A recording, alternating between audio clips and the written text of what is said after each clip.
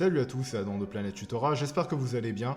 Il y a plusieurs façons de dire moi aussi ou moi non plus en anglais. Donc les plus connues sont me too et me as well, ou me neither. C'est vraiment les manières les plus simples de dire moi aussi ou moi non plus.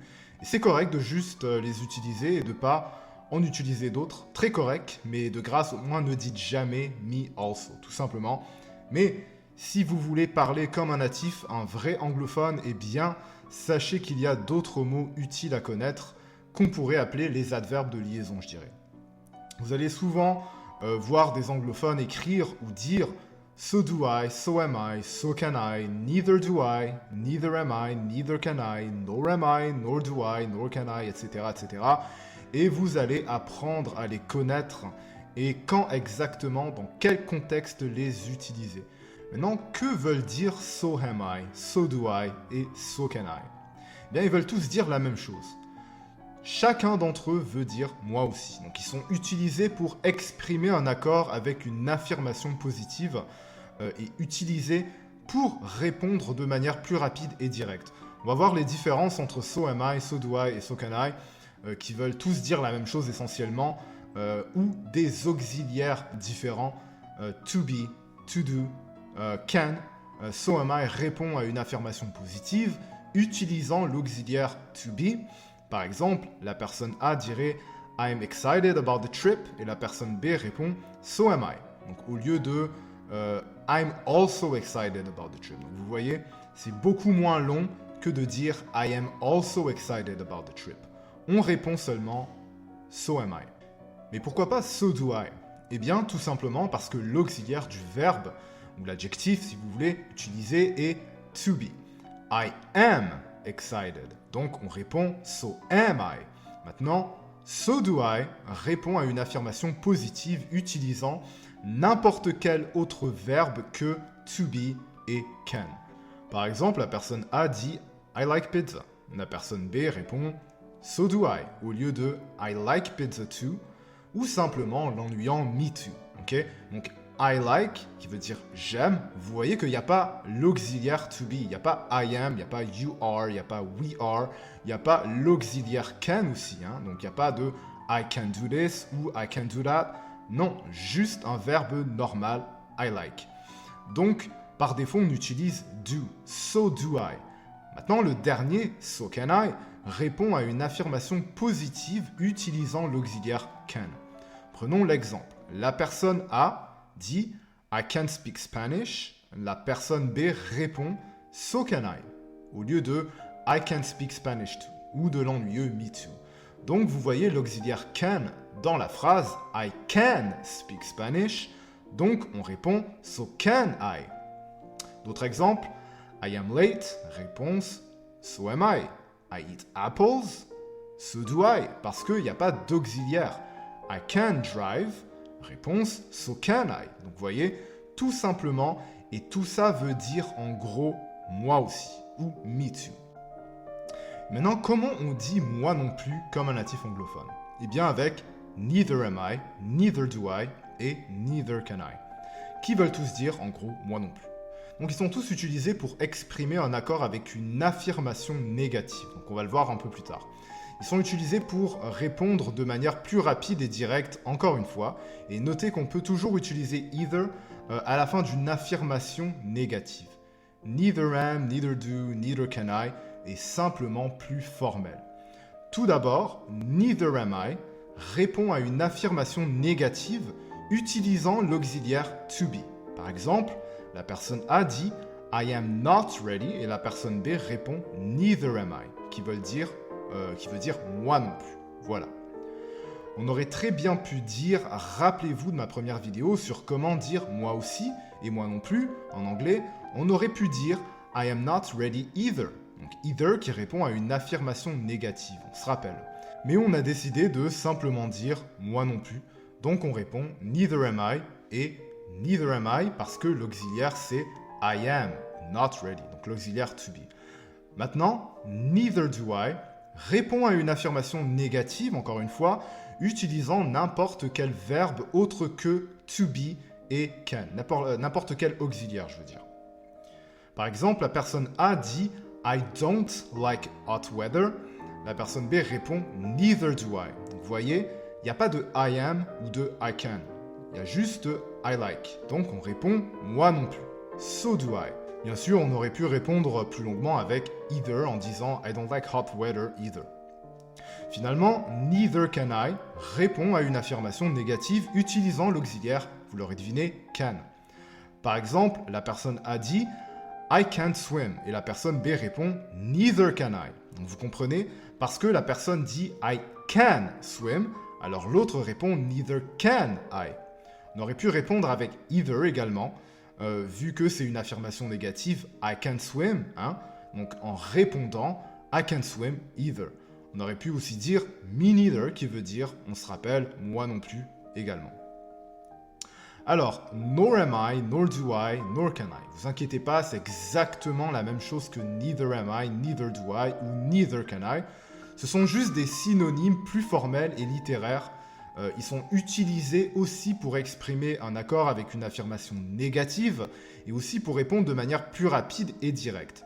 Donc, vous pouvez mettre la vidéo sur pause si vous voulez voir, c'est vraiment exactement la même chose qu'avec neither am, neither do, neither can I. C'est juste que nor am I, nor do I et nor can I est la forme la plus formelle et littéraire que neither am, neither do, neither can I. Ok? Ce que je vais faire, c'est que je vais vous montrer les erreurs les plus communes en ce qui a trait à tout ce que je viens de vous montrer depuis le début de la vidéo. Donc une erreur à ne pas faire, c'est de répondre so didn't I, une affirmation négative. So didn't I, je vous le dis tout de suite, ça n'existe pas. Voilà, ça c'est réglé. Donc si la personne 1 vous dit I didn't listen, vous ne pouvez pas répondre so didn't I, d'accord? La réponse serait plutôt neither did I. Et pourquoi neither did I et pas neither do I? Ben parce que l'imparfait de do c'est did. Remarquez que la personne 1 a dit I didn't listen et non pas I listen, ok? Donc le do de neither do I doit aussi être conjugué à l'imparfait neither did I. La deuxième erreur commune, c'est de ne pas respecter la concordance des temps avec les adverbes de liaison. Par exemple, la personne 1 dit I didn't watch that movie. La personne 2 répond neither do I. Donc ça c'est une faute parce que do de neither do I n'a pas été accordément conjugué au passé comme le temps de verbe que la première personne a utilisé. I didn't watch the movie. La correction serait donc, la personne 1 dit toujours I didn't watch the movie, mais la personne 2 devra répondre neither did I. Alors maintenant, on va faire un petit exercice. Vous avez des phrases et vous devez choisir la manière juste de répondre aux phrases. Nous, on se retrouve avec les réponses tout de suite.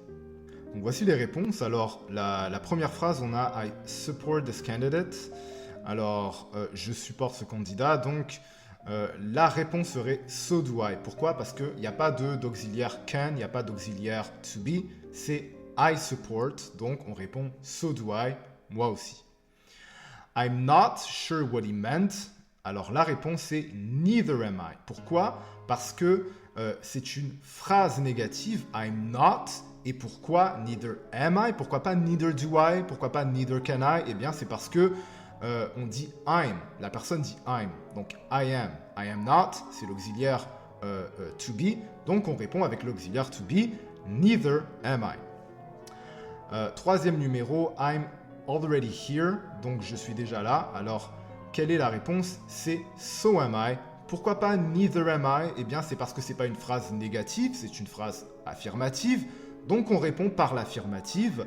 Et pourquoi so am I? Pourquoi pas so do I? Pourquoi pas so can I? Eh bien, parce que I am, c'est l'auxiliaire to be. Donc, on répond avec l'auxiliaire to be également. So am I.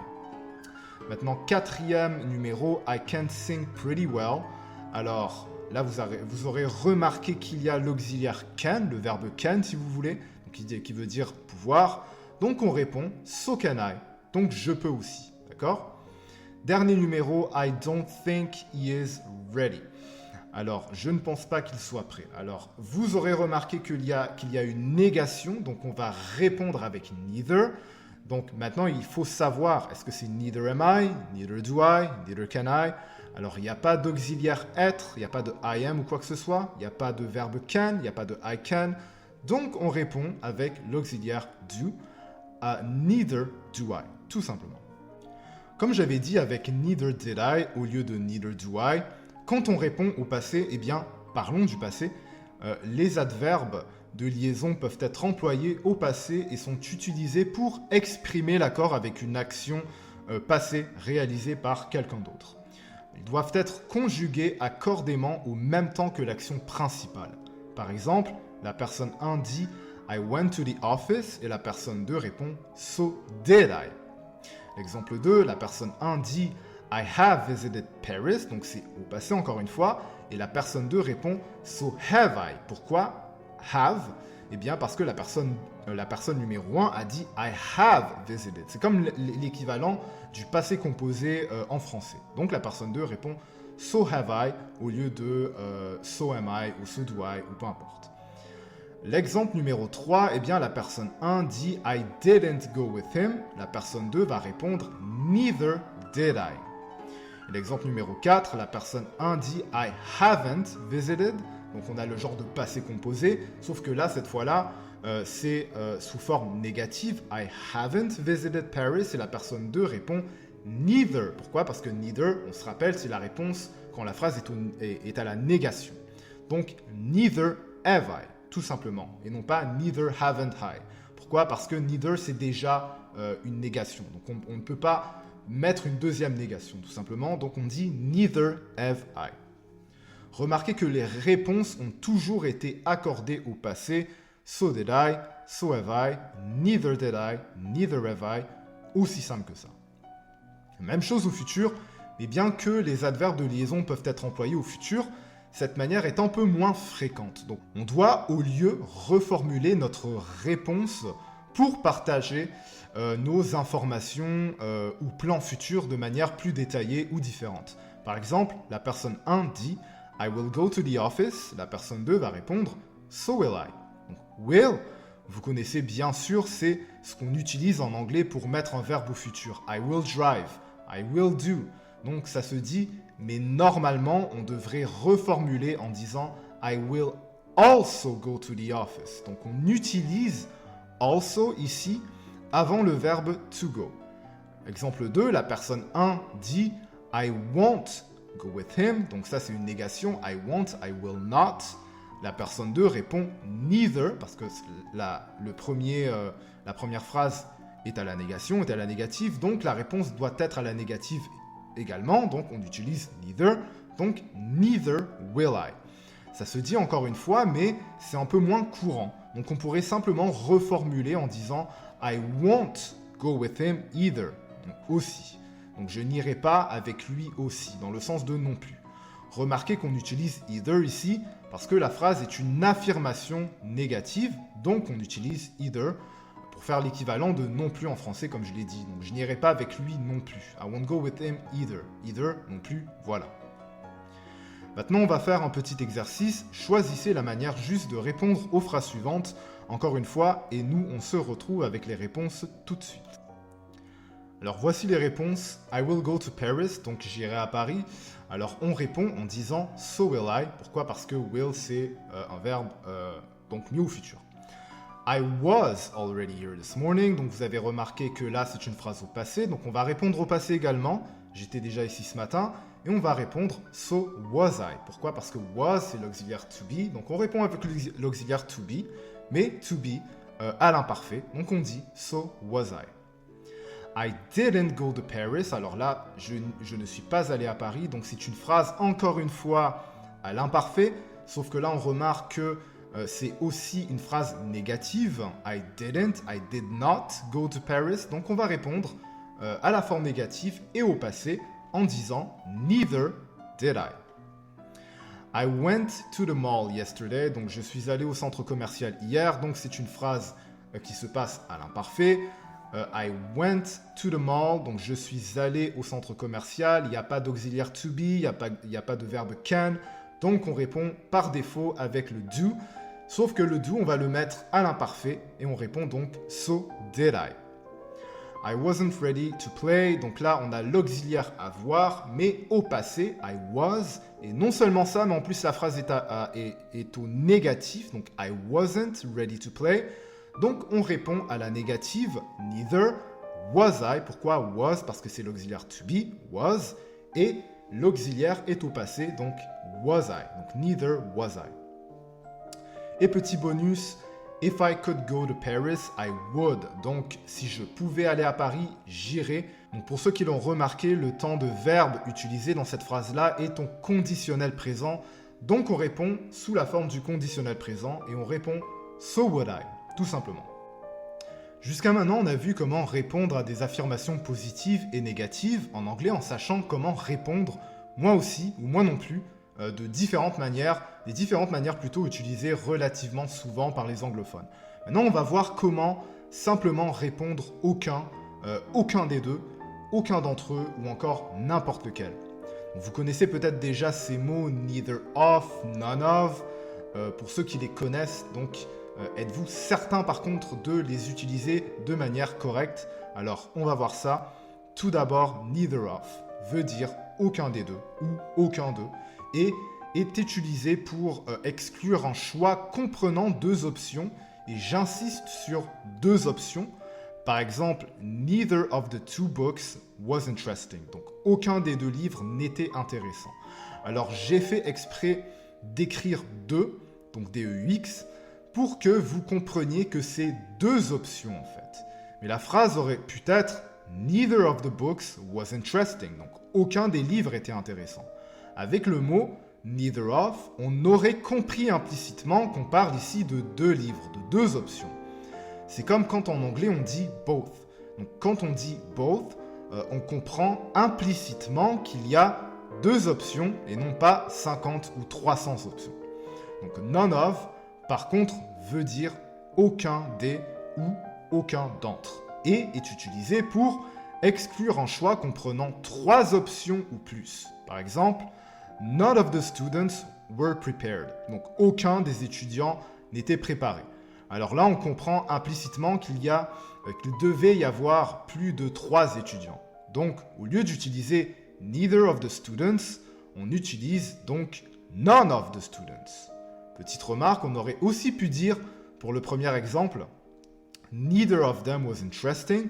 Donc, neither of them qui veut dire aucun d'entre eux, dans le sens de deux options, parce que neither.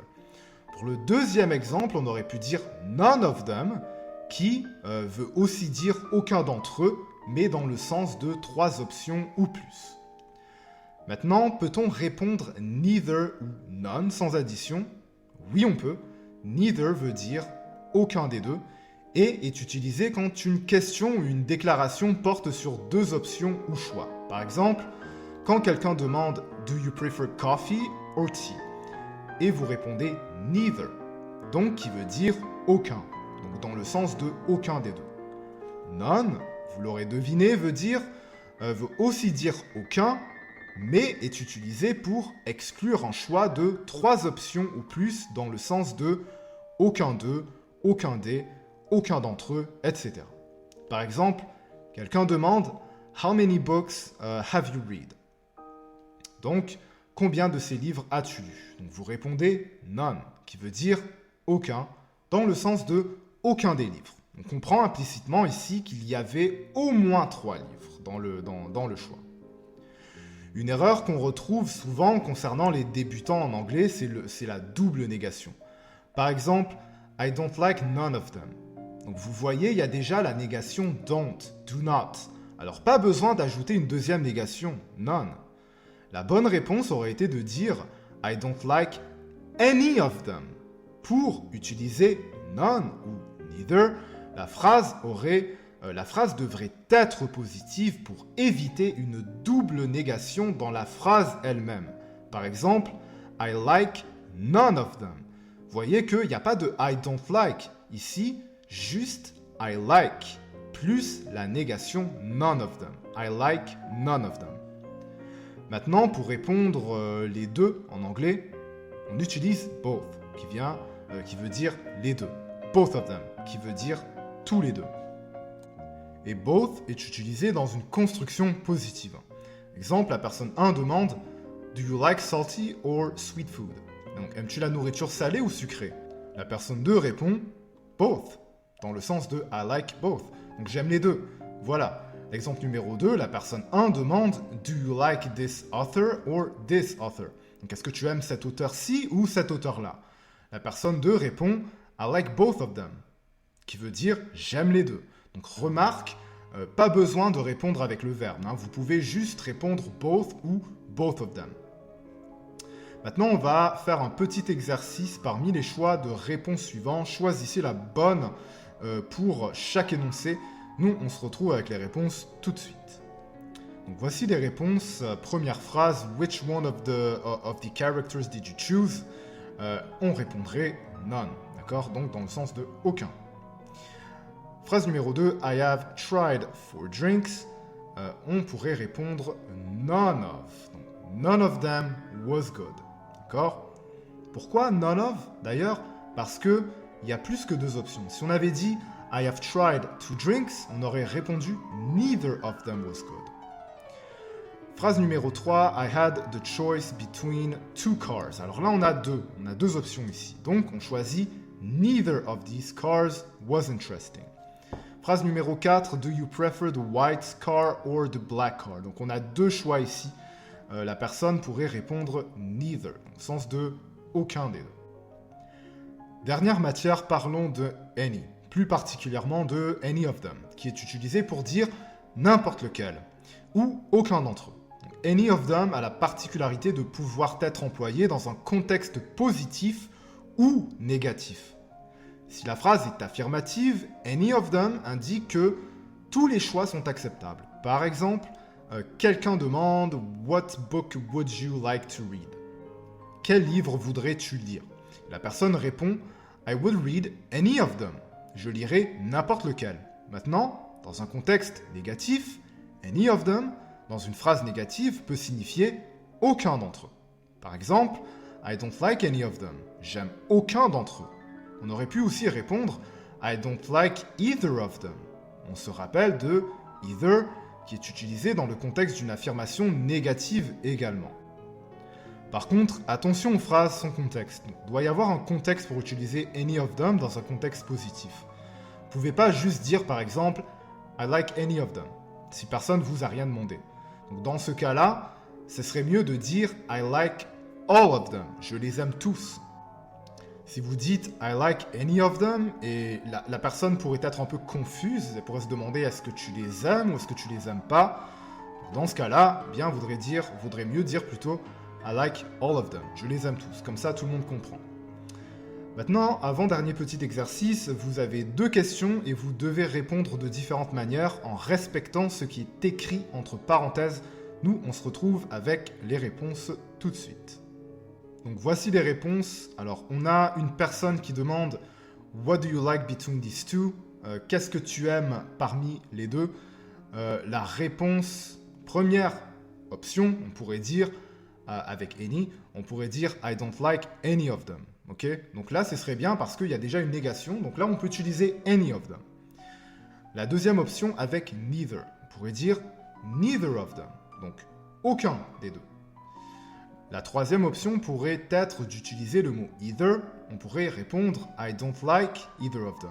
Et on peut utiliser « either » dans ce cas-là parce qu'il y a déjà une négation. Et la négation, c'est « don't »,« do not ». Donc « either », c'est pas une négation. Mais ça devient une négation quand il y a une autre négation dans la phrase.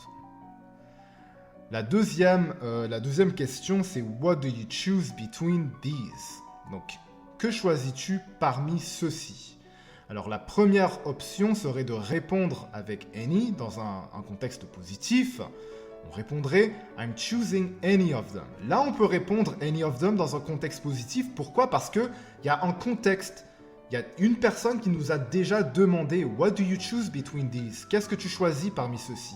Alors là, c'est normal, c'est acceptable de dire « I'm choosing any of them ».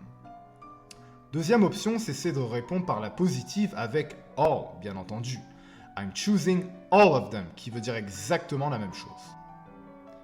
Maintenant, dernier exercice, vous devez simplement identifier et corriger les erreurs. On se retrouve avec les réponses tout de suite. Alors voici les réponses. La personne 1 dit « I didn't like the movie ». La personne 2 a répondu « So didn't I ». On se rappelle, « So didn't I », ça n'existe pas. On ne peut pas répondre « didn't ». Parce que la première personne a déjà dit didn't, donc la correction, ce serait de dire que la personne 2 plutôt dise neither did I. Pourquoi neither? Parce que ça répond à un contexte négatif, I didn't like the movie. Et did, pourquoi did? Parce que la première personne a utilisé l'imparfait, donc c'est normal qu'on réponde avec l'imparfait. Neither did I. I don't like neither of them. Donc ça, c'est la deuxième phrase. Alors là, il y a une double négation dans la phrase. Il y a don't et il y a neither. Donc on ne peut pas mettre deux négations dans la même phrase. Ok? Pour le premier contexte, le contexte numéro 1, I didn't like the movie, la réponse de la personne 2, neither did I, ça c'est bien parce que c'est deux phrases séparées, c'est normal. Mais dans la même phrase, on ne peut pas faire ça. On ne peut pas mettre deux négations dans la même phrase. Donc la correction, ce serait de dire I don't like any of them. Là, ça se dirait, je n'aime aucun d'entre eux. L'autre phrase, I like any of them. I like any of them sans contexte. On se rappelle, pour utiliser any of them dans un contexte de phrase positive, I like, il faut un contexte avant. Là, il n'y en a pas du tout. Donc, la correction pour l'option 1 serait de dire I like all of them au lieu de any of them. La correction, une option numéro 2, serait de remplacer la phrase, si on veut utiliser any of them, sans contexte, on devrait utiliser une formulation négative. Donc, I didn't like any of them. Donc, je n'ai aimé aucun d'entre eux. D'accord? Alors, maintenant, l'autre phrase, I don't like none of them. Alors là, comme je vous l'ai déjà dit, on ne peut pas utiliser deux négations dans la même phrase. Il y a déjà I don't, I do not. Donc, on ne peut pas utiliser une deuxième négation qui est none. Ok? Donc, l'option numéro 1 serait de répondre I don't like any of them. Là, ce serait la bonne option. L'option numéro 2 aurait été de remplacer le contexte négatif par un contexte positif et de dire I like none of them. Là, ça aurait marché. Je n'aime aucun d'entre eux. La personne numéro 1 maintenant dit I didn't go to Paris et la personne numéro 2 a répondu neither am I. Alors là, c'est le mauvais auxiliaire. Pourquoi? Parce que am, c'est l'auxiliaire to be. Mais la personne 1 n'a pas utilisé I am ou I am not. Elle a utilisé I didn't. Donc, mauvais auxiliaire, on répond neither did I. Et pourquoi did? Parce qu'encore une fois, la personne 1 a répondu, pas a répondu, mais a dit plutôt la phrase à l'imparfait.